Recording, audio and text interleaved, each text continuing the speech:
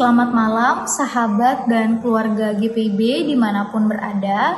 Salam sejahtera dan salam sehat bagi kita sekalian.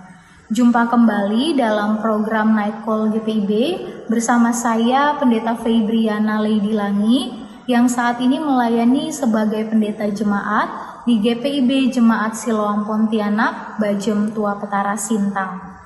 Sebelum beristirahat, mari kita mengambil waktu sejenak untuk merenungkan firman Tuhan yang kita imani menjadi kekuatan, menjadi sumber pengharapan, bahkan yang juga mengubahkan kehidupan kita.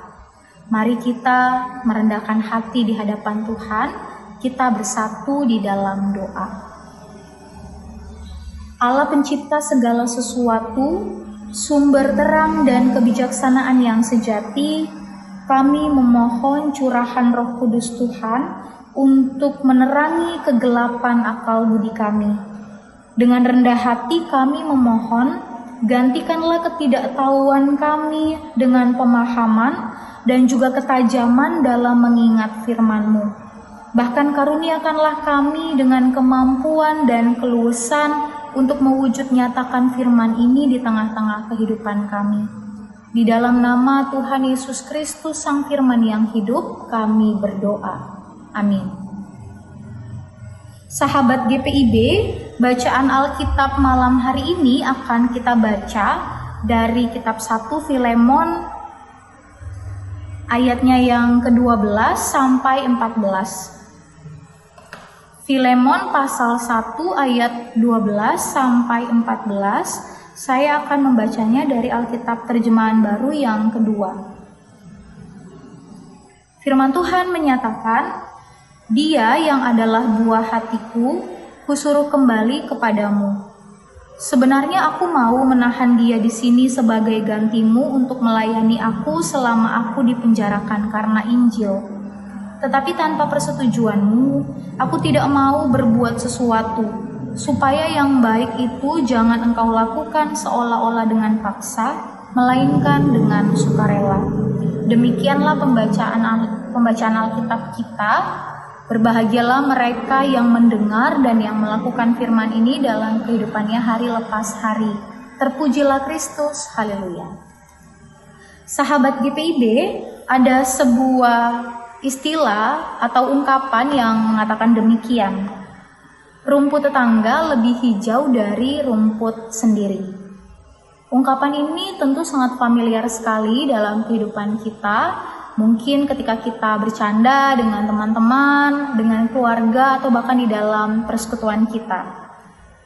Istilah ini merupakan sebuah ungkapan hati yang menunjukkan kalau rasanya milik orang lain itu terlihat lebih menarik daripada milik kita sendiri. Dan tentu saja ungkapan ini tidak baik untuk kita contoh, untuk kita lakukan, karena sejatinya atau seharusnya sebagai orang percaya, kita harus senantiasa memiliki hati yang bersyukur atas apa yang kita miliki. Karena itu mengingini milik seseorang itu merupakan sebuah sikap atau tindakan yang jauh dari firman Tuhan. Mengingini milik orang lain atau kepunyaan orang lain tentu kita tahu akan membawa kerugian, bahkan menimbulkan perpecahan dalam relasi kita bersama dengan sesama. Dan pembacaan Alkitab malam hari ini mempertegas hal tersebut ketika kita berkaca dari sikap Paulus yang senantiasa menjaga hati dan pikirannya ketika Paulus berhadapan dengan situasi atau kondisi yang menyenangkan pada saat itu. Saat itu Paulus sedang berada di penjara dan ia bertemu dengan seorang yang bernama Onesimus.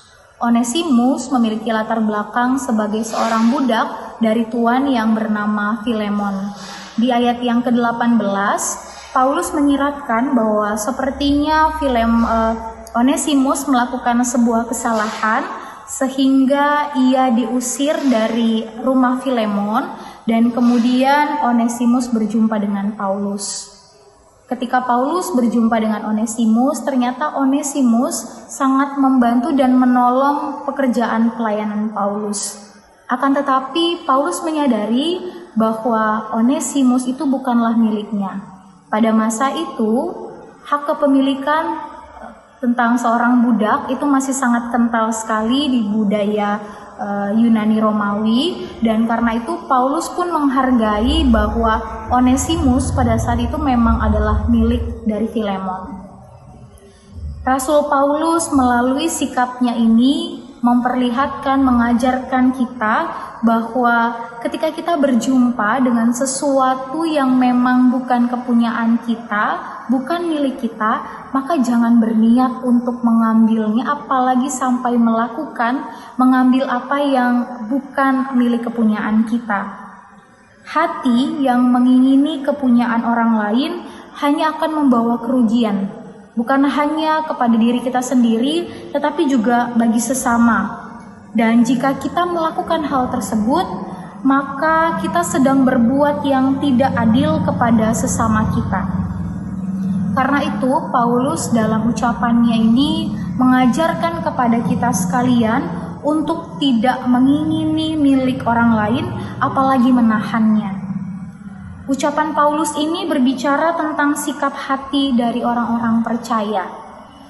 Di dalam firman Tuhan, di kitab Amsal pasal 4 ayat 23 mengatakan, "Jagalah hatimu dengan segala kewaspadaan, karena dari situlah terpancar kehidupan."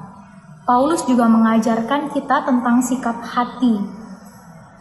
Untuk menjaga tindakan kita, maka kita harus memulainya dengan menjaga hati kita terlebih dahulu.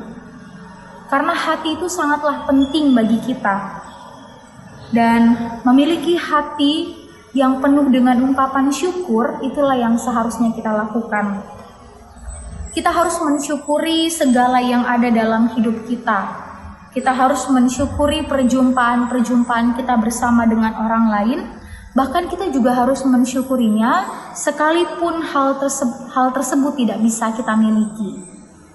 Pada saat ini, sahabat GPIB, ketika esok kita akan menjalani hari baru yang Tuhan karuniakan dan anugerahkan bagi kita, mari kita senantiasa mengingat untuk menjaga hati kita dari segala keinginan-keinginan. Kita diajak untuk menjaga hawa nafsu kita, sehingga keinginan itu tidak membawa kita kepada tindakan yang merugikan diri kita sendiri dan juga merugikan orang lain.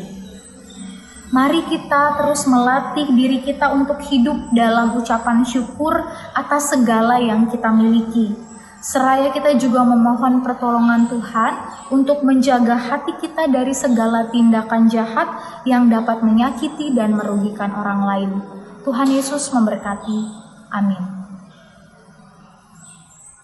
Sahabat GPIB, mari bersama kita bersatu hati di dalam doa. Kita berdoa. Allah Bapa di dalam Yesus Kristus bersama dengan Roh Kudus, Tritunggal yang kudus dan mulia, kami bersyukur Tuhan untuk sapaan firman Tuhan bagi kami semua. Kiranya firman yang kami baca, kami dengar dan kami renungkan dapat kami aplikasikan di dalam kehidupan kami hari lepas hari. Pada saat ini bersama Bapa, kami sebagai orang-orang percaya berdoa untuk kehidupan bangsa dan negara kami Indonesia. Tuhan kiranya memberkati bangsa Indonesia dengan segala pergumulan yang ada. Tuhan memberkati para pemimpin bangsa dari pusat sampai ke daerah-daerah terpencil. Biarlah kekuasaan yang mereka emban dapat mereka aplikasikan dengan penuh tanggung jawab dan dengan dasar sikap yang takut akan Tuhan. Kami juga bersama Bapa mendoakan kehidupan persekutuan kami GPIB, baik GPIB secara sinodal maupun di lingkup jemaat-jemaat lokal. Tuhan memberkati setiap orang yang mengambil bagian dalam kehidupan pelayanan di GPIB. Kau memberkati para pendeta, penatua, diaken, unsur-unsur pelkat, komisi-komisi, semua yang mengambil bagian dalam kehidupan pelayanan di GPIB.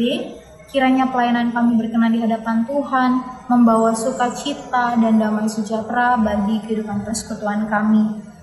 Engkau juga kiranya Tuhan memberkati seluruh jemaat baik dewasa maupun anak-anak. Kiranya seluruh warga jemaat GTIB boleh berada dalam naungan, kasih dan juga pemeliharaan Tuhan. Kami menyerahkan Bapa seluruh hidup dan kehidupan kami, khususnya pada malam hari ini ketika kami akan beristirahat atau mungkin kami yang saat ini masih dalam melakukan berbagai macam aktivitas. Kami memohon penjagaan, perlindungan daripada Tuhan, sehingga kiranya Tuhan berkenan mengkaruniakan kami hari yang baru esok pagi untuk kami jalani. Dan pakailah seluruh hidup dan kehidupan kami Tuhan, untuk menjadi saluran berkat dimanapun Tuhan mengutus. Ini Bapa ucapan syukur doa permohonan kami, yang kami alaskan hanya di dalam nama Tuhan Yesus Kristus, Tuhan dan Juru Selamat kami yang hidup. Amin. Sahabat GPIB, demikianlah renungan kita malam ini melalui program Night Call GPIB. Tuhan Yesus memberkati.